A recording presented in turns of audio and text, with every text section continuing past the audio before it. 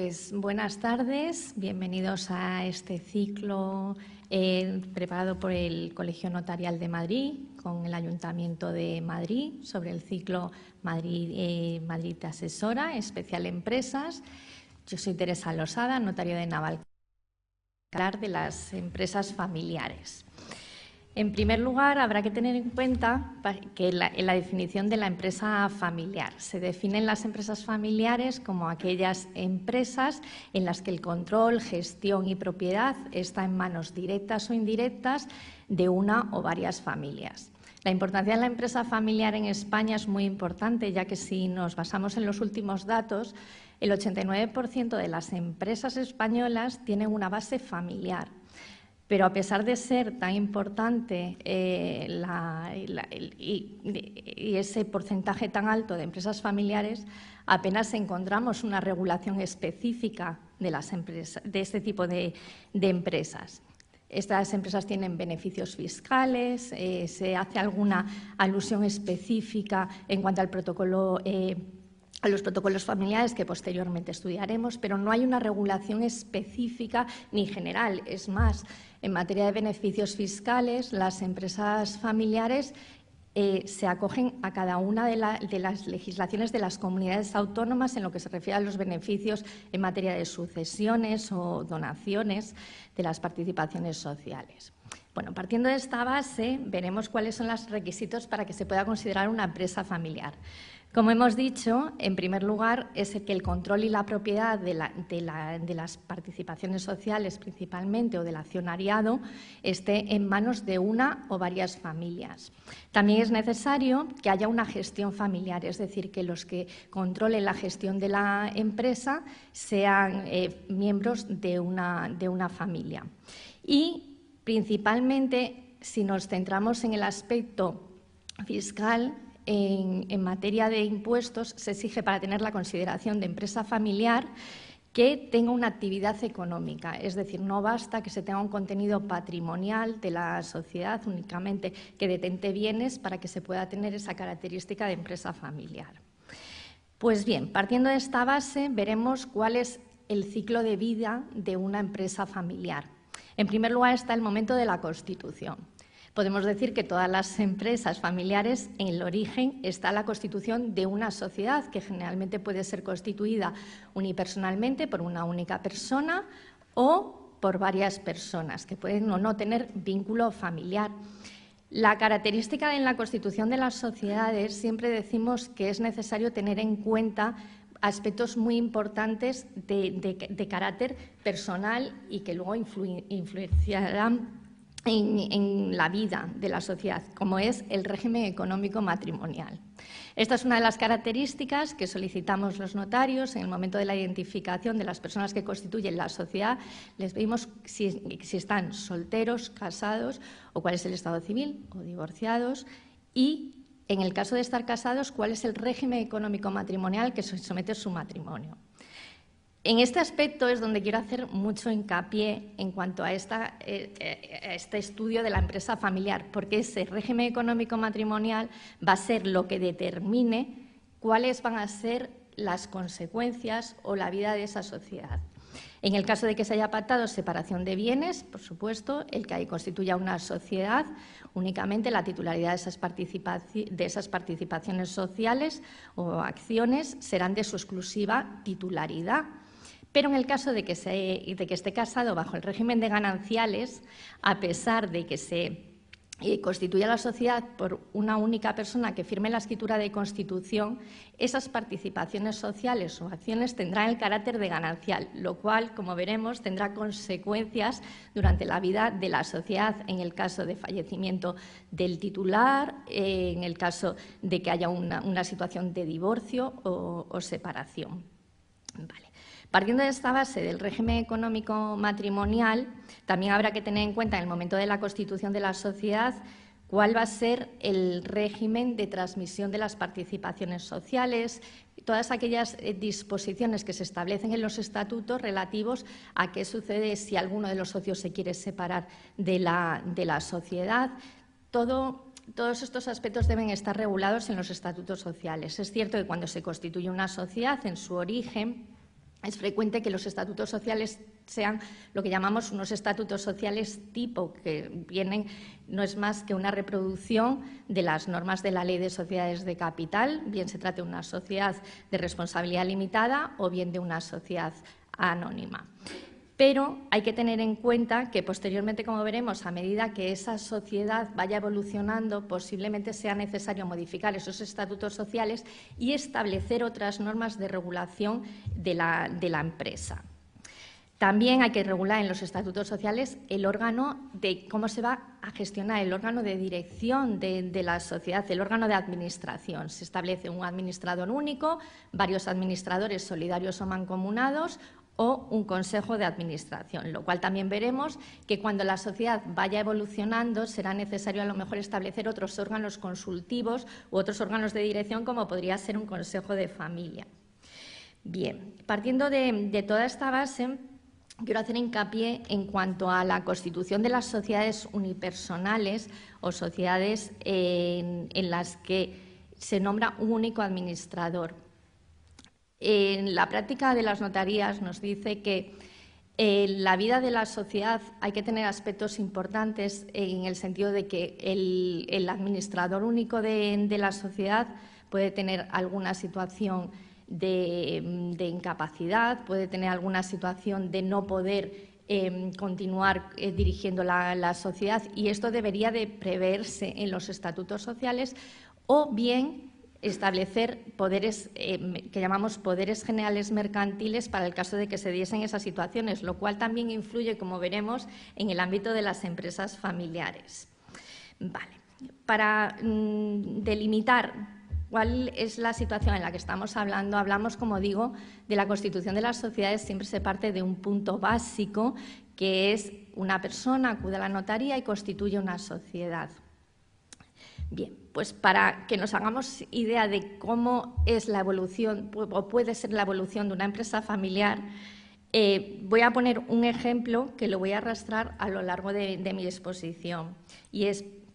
aquel momento en el año 1963 en el que tres hermanos, principalmente un hermano, toma las riendas de un negocio y decide constituir una sociedad a la que llama Confecciones Goa, junto con su mujer. Pues ese origen de la empresa familiar, que se constituyó con un matrimonio al que se unieron dos hermanos, daría lugar posteriormente, en la evolución de los tiempos, a lo que hoy conocemos como Zara,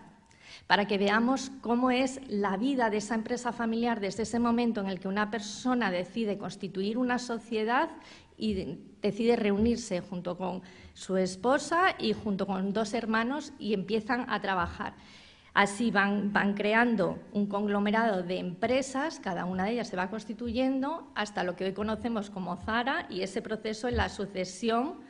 que verdaderamente podemos decir que ha sido todo un ejemplo en cómo puede ser la forma de establecer o desarrollar una sucesión en una empresa familiar. Bien, pues dentro del desarrollo de esa vida, posiblemente es necesario que en determinados momentos se planteen situaciones. Es decir, la empresa se constituye con los socios fundadores y la empresa va creciendo. Al crecer la empresa, posiblemente se empiecen a incorporar distintos familiares, bien por matrimonio, en el momento en el cual habrá que decidir, como hemos dicho originariamente, cómo están casados los socios, en gananciales, en régimen de separación de bienes, de manera que por matrimonio se pudiese entrar en el accionariado de la sociedad, o bien que se empiecen a incorporar miembros de segundas o terceras generaciones a la sociedad. Es ahí donde es el punto determinante de donde nace verdaderamente la empresa familiar. La empresa familiar en esos momentos necesita una serie de vehículos para desarrollarse de una manera acorde, y uno de esos documentos que son básicos es lo que se conoce como el protocolo familiar. El protocolo familiar apenas está regulado en nuestro derecho, se regula únicamente en un Real Decreto del 2007, el Real Decreto 171/2007, donde se habla de la publicidad de los protocolos familiares, pero simplemente se hace una referencia de cómo se inscriben esos protocolos en el registro mercantil. Pero, sin embargo, sí que es interesante ver en la exposición de motivos de este Real Decreto, porque va desgranando cuál es el contenido del protocolo familiar y de esta manera lo define diciendo que es el conjunto de pactos suscritos por los socios entre sí o con terceros con los que guardan vínculos familiares respecto de una sociedad no cotizada en la que tengan un interés común en orden a lograr un modelo de comunicación y consenso en la toma de decisiones para regular las relaciones entre familia, propiedad y empresa que afectan a la entidad. Aquí vemos cómo se define ese protocolo familiar como una forma de regulación de las relaciones familiares y dentro de la empresa. Y es más, dentro de esa exposición de motivo habla incluso de la posibilidad o de la necesidad de regular las limitaciones en cuanto a que miembros de la familia que se quieran incorporar a la empresa estén casados en separación de bienes. De nuevo entra en juego la regulación del régimen económico matrimonial, la necesidad de hacer testamento para determinar cuáles van a ser los herederos de esas participaciones sociales, o incluso habla en la exposición de motivos de la posibilidad de determinar en el protocolo familiar a qué universidad acudirán las segundas generaciones o terceras generaciones para poder tener derecho a formar parte de la empresa familiar, con lo cual viene desgranando de esa manera ese protocolo. Bien, pues en cuanto a la determinación de ese protocolo, el contenido del protocolo familiar es enormemente amplio. No se puede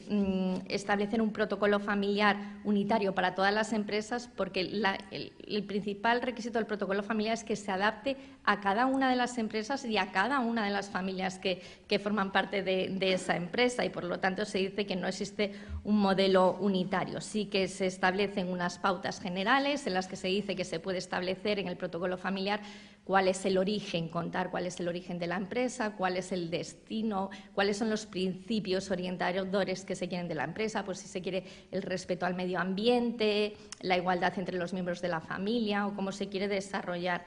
Y se establecen muchísimas cláusulas relativas a la regulación. Entonces, simplemente por enumerar algunas de esas cláusulas, pues se habla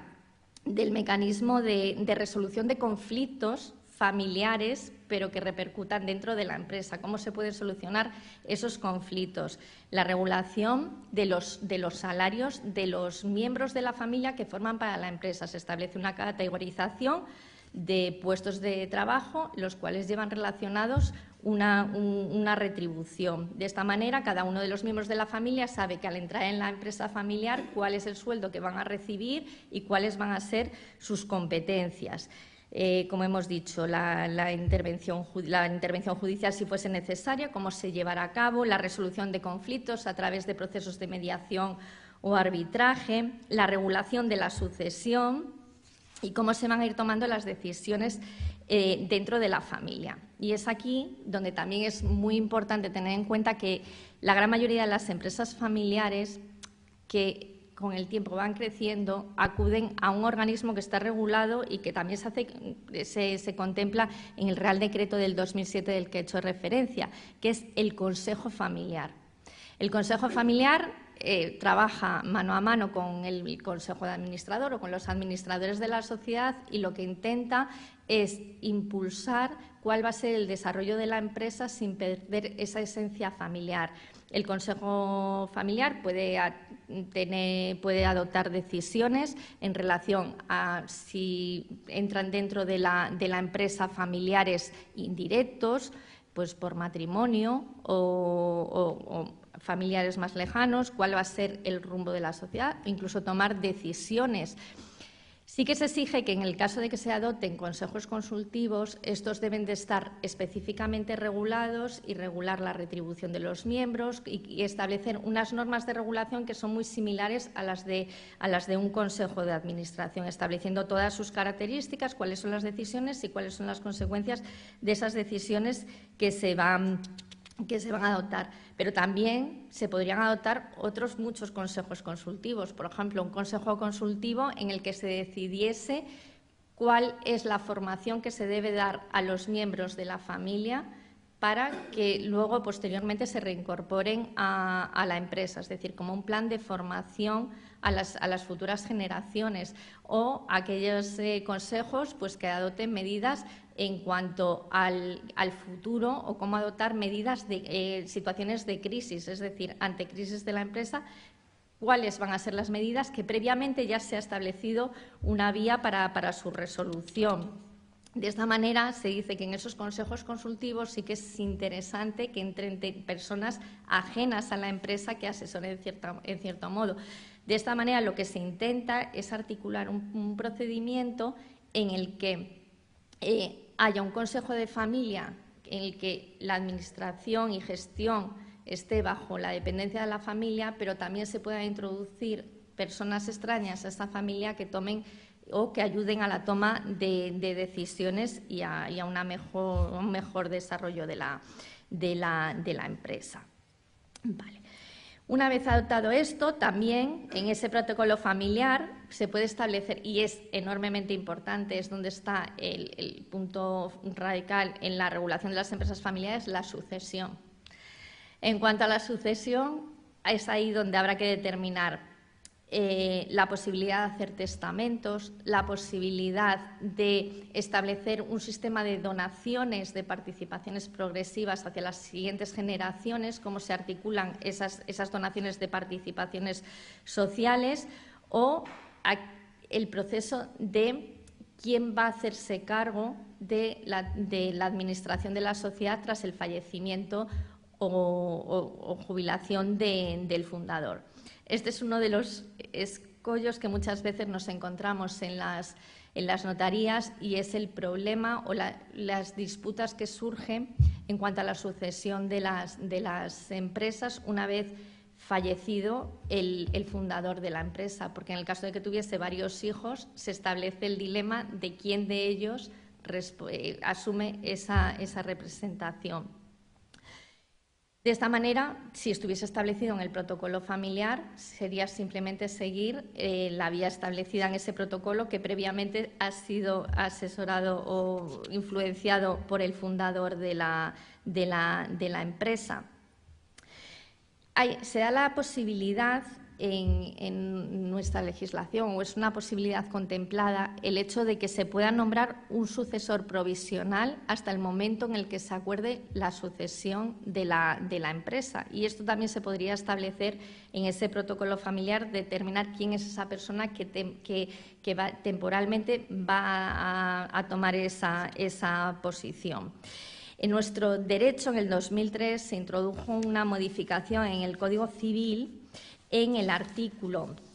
1056, en el que se establecía la posibilidad de que el testador hiciese la partición en la herencia. Y entonces se estableció que el testador, que en atención a la conservación de la empresa o el interés de su familia, que era preservar indivisa una explotación económica o bien mantener el control de una sociedad de capital o grupo de estas, podrá usar de la facultad concedida en este artículo de realizar la partición y la adjudicación a alguno de los herederos, disponiendo que se pague en metálico su legítima a los demás interesados. Por lo tanto, el ordenamiento jurídico, el Código Civil, lo que establece es la posibilidad de que continúe la sucesión y sea el propio fundador de la empresa el que determine quién es el hijo que va a heredar esa empresa, lo cual es una visión un poco limitada, porque ya el derecho nos da y la evolución de las empresas nos da el punto de referencia de que quizás es mucho mejor establecer un sistema de protocolos familiares, de consejos de familia, que garanticen esa sucesión, y no como tradicionalmente se ha pensado, en que se deje a alguno de los herederos la propiedad de la empresa, compensando a los demás en metálico, con lo cual en algunas situaciones llevaría consigo a la necesidad de la venta de activos para poder pagar precisamente esos derechos hereditarios. Bien, pues establecido todas estas cuestiones en cuanto al protocolo familiar y la importancia del mismo, también hay que tener en cuenta, aunque no creo que sea el objeto de esta charla, que pretendemos que sea una charla un poco más práctica en cuanto a la inscripción de los protocolos familiares en el registro mercantil, que bueno, eso sería un estudio mucho más profundo de qué cláusulas se podrían reflejar en el registro mercantil y cuáles no, los acuerdos que se pueden adoptar y cómo se deben de reflejar en los estatutos sociales. Y una vez establecido este Consejo de Familia, pues podemos ver pues, distintos modelos, que creo que es lo interesante, de empresas familiares, simplemente para hacer una referencia general en cuanto a empresas que tienen mucho nombre y que realmente en su origen han sido familiares y lo continúan siendo, con lo cual es buen ejemplo para todas aquellas pequeñas empresas que están creciendo y se encuentran en situaciones en las que el fundador ya tiene una avanzada edad y están entrando las segundas generaciones y quieren contemplar cuál es la mejor manera para la continuidad de la empresa. Bueno, el caso característico es el que he mencionado, Zara, que es la empresa familiar, aunque ya no podría ser considerada en nuestro derecho como tal empresa familiar porque es cotizada y lo que he dicho, el Real Decreto deja al margen las sociedades cotizadas. Luego estaría el grupo Antolín, que se dedica a diversos que creada en los años 80.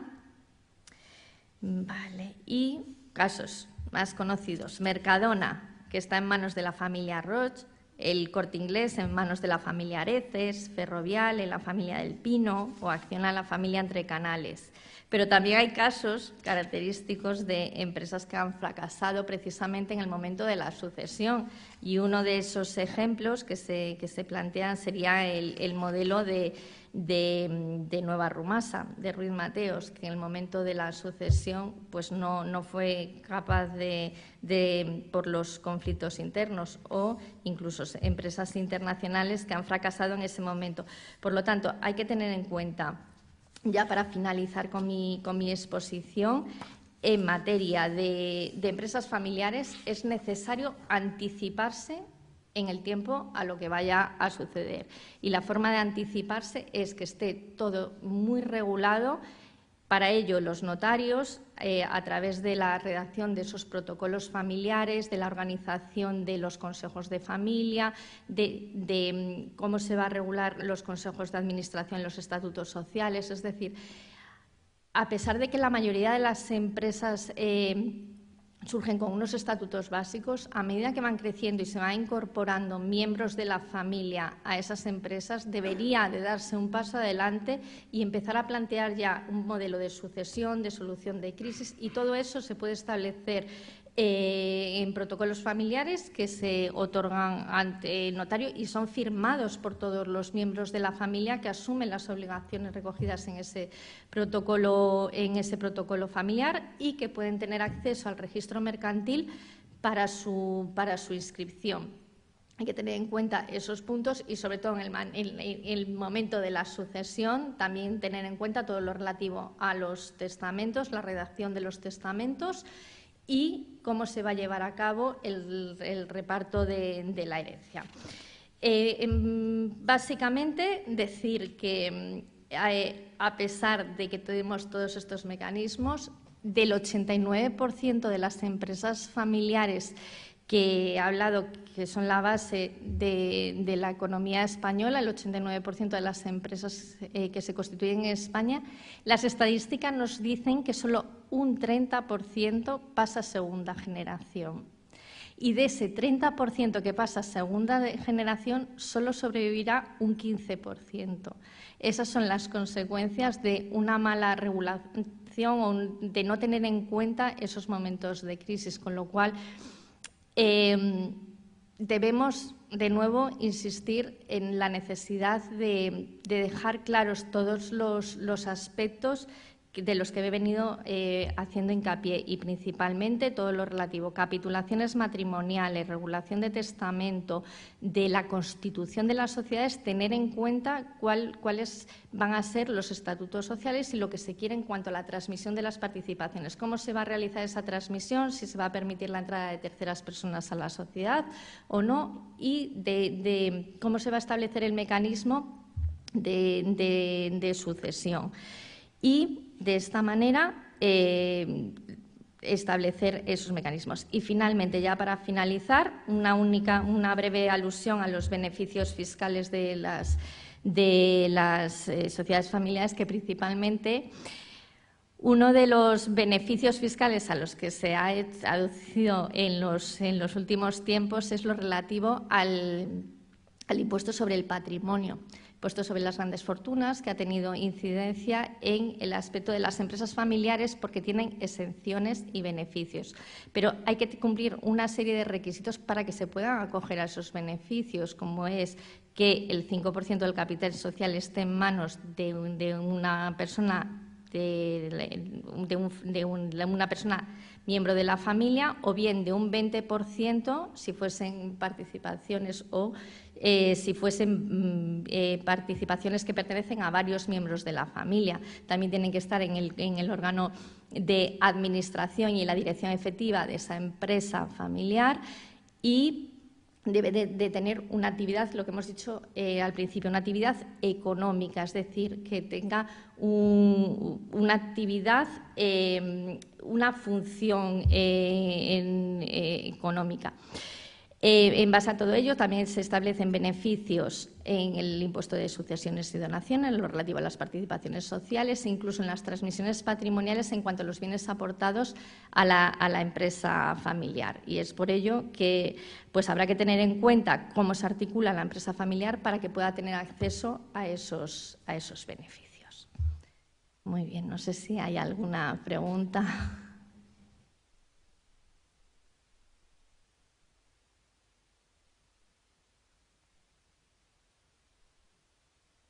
Buenas tardes. ¿Se me escucha? Sí. Primero agradecerle la clara intervención que ha tenido, ha sido muy fácil seguirla,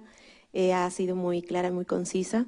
Y en segundo lugar quería preguntarle si es necesario el previo protocolo familiar para que tenga lugar la donación de la totalidad de las participaciones sociales, o puede hacerse una acción que pueda hacerse inmediatamente, y hasta qué punto, si se deciden dos socios, en este caso padre y madre, donarle la totalidad de la misma a uno de los hijos, qué repercusiones va a tener en el otro y hasta qué punto el otro, que teniendo otros beneficios en otras sociedades, pueda reclamar su parte en esta otra. Vale, la donación de las participaciones sociales es independiente, a no ser que en el protocolo familiar se hubiese establecido alguna limitación, que sí que se puede haber establecido en el protocolo lo relativo a las donaciones, pues establecer que haya una igualdad en las donaciones hacia los hijos, o incluso prohibir la donación de esas participaciones sociales. Se puede establecer ese régimen de transmisión, pero son completamente independientes. Si no existe ese protocolo familiar, se puede realizar la donación de las participaciones sociales sin ningún problema. Nos acogeríamos al impuesto de donaciones, se realiza esa donación de las participaciones sociales y no hay ningún problema. Lo que habría que ver es la legislación a la que está sujeta esa donación, porque en el caso de que, por ejemplo, fuese al derecho común, habrá que ver si se perjudica a las legítimas de los demás herederos, habría que ver otras connotaciones de carácter, digamos, civil de la donación, más que en el ámbito mercantil, que no habría ningún problema, siempre que no exista ningún tipo de limitación que hayan firmado los miembros de la familia en el protocolo familiar. Vale, y en relación a la pregunta que le he hecho anteriormente, ¿depende únicamente en el caso de un matrimonio, si uno es administrador único y el otro simplemente tiene el 50% de la empresa, depende del administrador único que se haga efecto esa sucesión o no? Es independiente, es decir, el administrador son órganos independientes. El administrador de la sociedad es el administrador de la sociedad. Y luego está quiénes son los titulares de esas participaciones sociales. El administrador de la sociedad puede ser una persona ajena a la sociedad, no tiene ni siquiera que tener la titularidad de las participaciones. Entonces, se podrían donar esas participaciones sociales manteniendo ese administrador de la sociedad. Son dos cuestiones completamente distintas: el control de la sociedad, la administración y la titularidad de las participaciones. No va vinculada una cosa con otra. Lo que sucede es que muchas veces cuando se modifica la titularidad de las participaciones sociales, se transmite esa titularidad, con ello lleva consigo que haya un cese del administrador único y un nuevo nombramiento de administrador único a quien es titular, pero son cuestiones completamente independientes. Y una segunda pregunta, en el caso, por ejemplo, que fuera igualmente una empresa familiar pequeña, donde hay un matrimonio y 2 hijos, y en ese caso lo que sucede es que de momento ese matrimonio no se quiere jubilar, aunque tiene edad para ello, pero quiere que solo uno de los hijos, digamos, que lleve ese negocio un tiempo. Sí. ¿Hasta qué punto, o sea, a nivel práctico, cómo se puede hacer para que ese hijo forme parte de lo que es la empresa y la lleve individualmente hasta que se produzca esa situación? Pues bien, hay varias vías. Dependerá de si los padres quieren perder el control de la sociedad o no. Porque si uno de ellos es administrador, puede seguir siendo administrador y dar poderes generales mercantiles al hijo, que en ese caso le permitiría pues llevar toda la gestión, el día a día de la empresa, pues firmar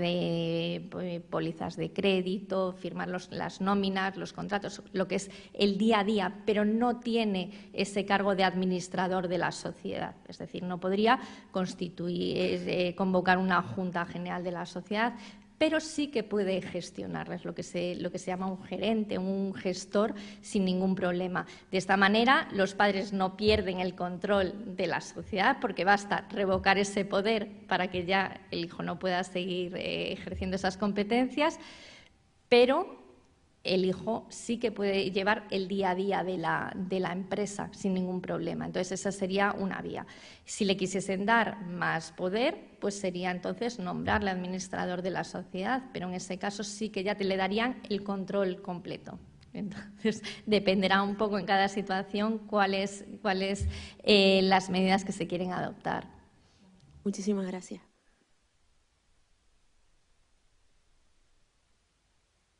Buenas tardes. Yo quería preguntarle cuáles son los principales errores que cometen las empresas familiares y que hacen que sea difícil su supervivencia. Y quizás ligada a esta pregunta, que nos diera su opinión sobre cuándo conviene, si es en la sucesión o incluso antes, cuándo conviene transformar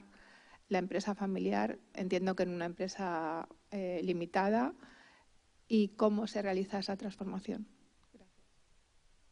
Yo creo que el principal error de las empresas familiares, y por mi experiencia lo que vemos en los despachos, es no querer anticiparse al momento de la sucesión que inevitablemente va a llegar. Entonces, muchas veces vemos cómo los fundadores de las sociedades,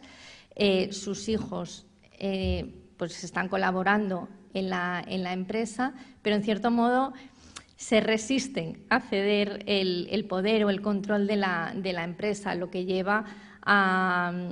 que cuando se tienen que adoptar las medidas muchas veces ya es demasiado tarde y se han generado conflictos internos dentro de los hijos, de los sucesores, que ya llevan a una situación en la que es muy difícil que continúe la empresa, porque esos conflictos se derivan luego y dan lugar a problemas en el momento de la sucesión. Entonces, habría que anticiparse a adoptar todas estas medidas que he dicho o parte de las mismas en el momento en el que entran las segundas generaciones o que se tiene claro que esas segundas generaciones van a empezar a entrar en el día a día de la empresa. Con la primera generación no hay problema, porque cuando pues una empresa pequeña que está controlada por los padres, pues ellos llevan el día a día, pero cuando ya entran los hijos, habría que adoptar ciertas normas, teniendo en cuenta que el protocolo familiar siempre va evolucionando con la empresa. Es decir, puede ser un protocolo familiar muy sencillo en el que se diga únicamente pues los miembros de la familia que pretendan trabajar en la empresa deberán estar casados en separación de bienes. La transmisión de las participaciones se realizará de esta manera, se realizará entre los hermanos, o estableciendo unas normas muy básicas que cualquiera puede decir, esto es lo lógico, y luego a partir de ahí ir evolucionando a medida que van surgiendo las circunstancias. Y en cuanto a la empresa familiar, cuando se modifica, la empresa familiar ya nace como una sociedad de responsabilidad limitada o como una sociedad anónima. Se adoptará, lo normal es adoptarlo como una sociedad de responsabilidad limitada, que son la mayoría, y ya en ese momento luego lo que sí que puede suceder es que esa sociedad empieza a crecer y se adopte pues la forma de un holding o otras muchas fórmulas mucho más complejas que también serían dignas de estudio de cómo se puede articular esa empresa familiar a través de un holding empresarial con varias empresas en la que cada uno de los miembros de la familia gestiona una de esas ramas de actividad. Sí, quería también preguntarle su opinión. ¿Hay algunos sectores, hay algunos negocios, algunas actividades para los que la empresa familiar es la mejor manera de desarrollar la actividad mercantil o no tiene nada que ver con ello? Dependerá mucho de la actividad que desempeñen, porque sí que es cierto que hay empresas que quizás es mucho más sencillo dividirlas o que haya un reparto en la familia, como puede ser, por ejemplo, se me ocurre una empresa dedicada a la construcción, en la que se puede decir, pues cada proyecto que hagamos se constituye una sociedad, con lo cual si hay discusiones, pues se hace un reparto de las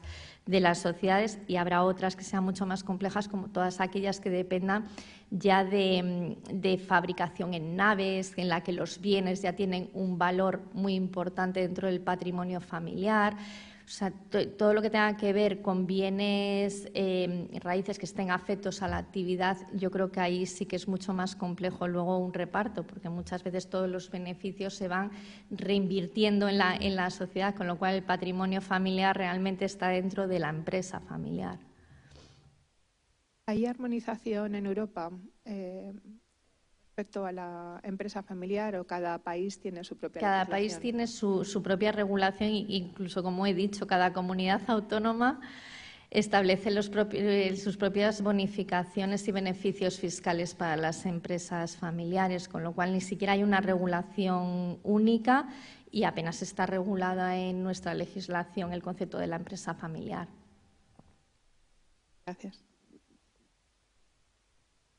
Muy bien. Pues si no hay más preguntas, muchísimas gracias y damos por cerrada esta sesión del ciclo Madrid te asesora del Colegio Notarial y del Ayuntamiento de Madrid.